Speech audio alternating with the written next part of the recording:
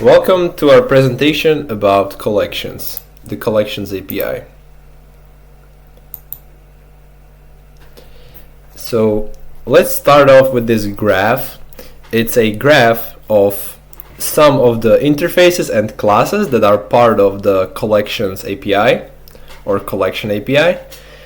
At the top we have this iterable interface, which is an interface that provides us with a few methods that make any other interface or class that extends or implements this one. It makes them iterable. That means we can go over the elements of the thing. We can also utilize the for each loop on these specific objects of these classes. So under the iterable we have the collection. So the collection is an interface which provides all the basic operations one might expect for a collection of objects. There is the creation, addition, deletion, iteration, as well as querying, and also conversion operations. And from this collection interface, all of the other interfaces and classes extend from. Let's look at the code from the collection interface. So we can see it's an interface which contains multiple methods. The first one is size, which returns the size of this interface, or I mean the collection. Programmers need to drink coffee to survive. Then we have the isEmpty method, which returns a boolean if the collection is empty. The contains, which checks if the collection contains a certain object. Then there is the add method, which adds a certain object to the collection. There is remove, which returns a certain object from the collection. There is the iterator provided by the iterable interface, which should return a iterator, which we can use to iterate over the collection.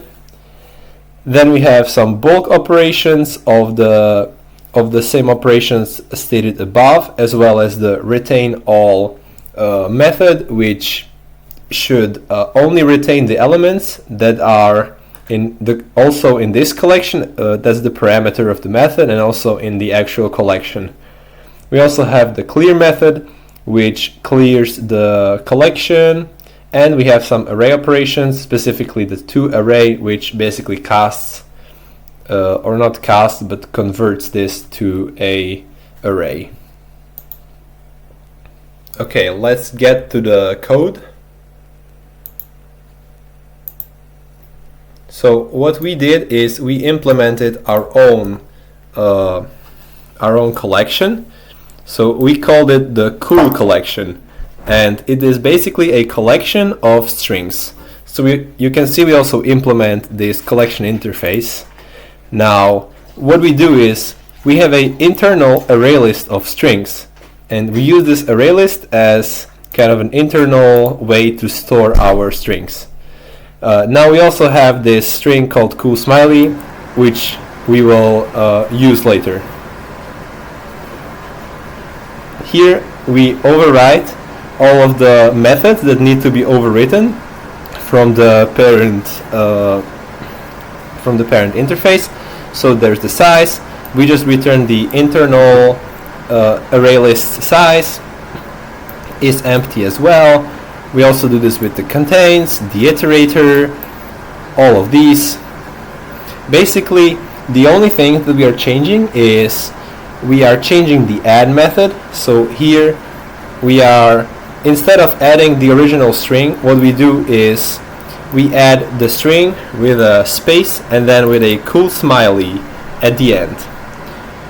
We also do this for the add all method. So we just loop through all of the elements inside the collection that we are trying to add, and then we just add them all to the internal array list with the cool smileys. Now let's see this in action. So we create a cool collection here, then we add some quotes, and then as you can see we can use the for each, which is available to us since we are implementing the collection interface, and we are printing out all the elements. As you can see here, there are no smileys, and then the smileys were added as we added the strings into our own cool collection.